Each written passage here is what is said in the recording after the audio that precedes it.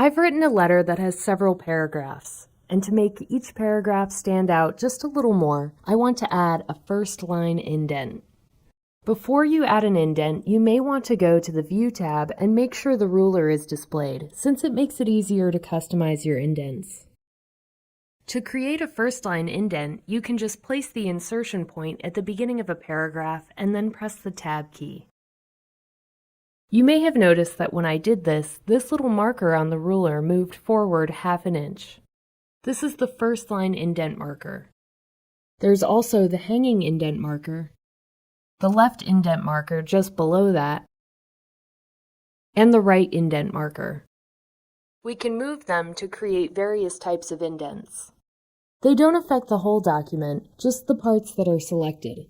So let's select all of these paragraphs. Now drag the first line indent marker.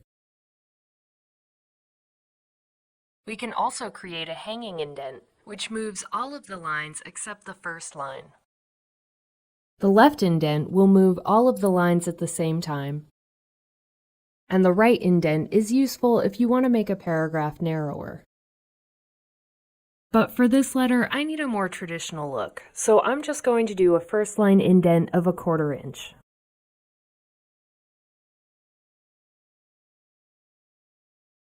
Indents are a good way to keep things lined up in your document. But for more complex documents, such as resumes, they're not always enough. I'd really like all of these dates to line up. I could just use spaces, but it's going to be difficult or impossible to get them to line up exactly. So I'll need to use tabs. If I place the insertion point right before the text I want to align, and then press the Tab key, it's going to jump forward in ½ inch increments. It's much easier to align these dates this way. If you go to the Home tab and click the Show Hide command, you'll be able to see the tabs, and they show up as these little arrows. You can delete them by pressing the backspace key.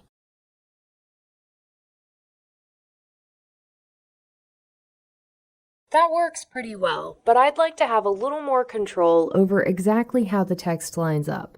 I think a tab stop is exactly what we need here. Tab stops tell the text exactly where to line up, so you're not limited to ½ inch increments. On the left side of the screen is the tab selector. If you click it, it will cycle through all of the different types of tab stops that determine whether the text is left aligned, centered, right aligned, or aligned at the decimal point if you're using numbers. I'm going to select the right tab. Just like with indents, tab stops only apply to the selected paragraph. So select all of the ones that need tab stops. Then click on the bottom edge of the ruler where you'd like the tab stop to be. You can add more than one if you need to, and you can remove them just by dragging them off the ruler. Now, to align the dates, we want to add just one tab before each year, and they will jump to the new tab stop. Generally, you'll need to add one tab for each tab stop. You can also move existing tab stops. Make sure your text is selected, and then move the tab stop to the left or right. But be sure to allow plenty of free space for the text. If I move the tab stop too far to the left, the dates won't have enough room, so they won't line up correctly.